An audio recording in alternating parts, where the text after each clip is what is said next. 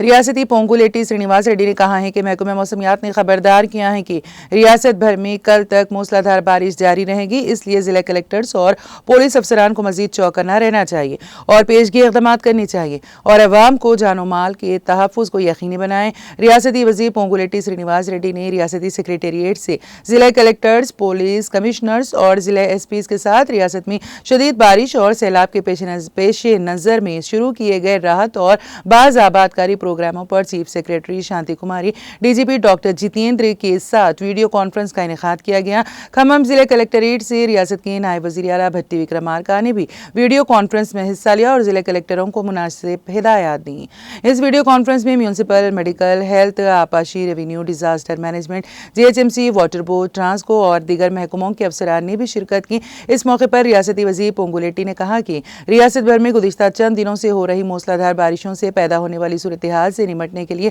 پہلے سے کیے گئے اقدامات کی وجہ سے ہم زیادہ تر جانیں اور املاک بچانے میں کامیاب ہو گئے ہیں۔ انہوں نے کہا کہ گوداوری اور کرشنا ندیوں کے ساتھ ساتھ کئی ندی نالوں سے آنے والے سیلاب کی پیشن گوئی وقتاً فوقتاً کی گئی تھی اور احتیاط سے پانی چھوڑنے کی وجہ سے تالابوں اور نالوں کو کوئی بڑا نقصان نہیں پہنچا۔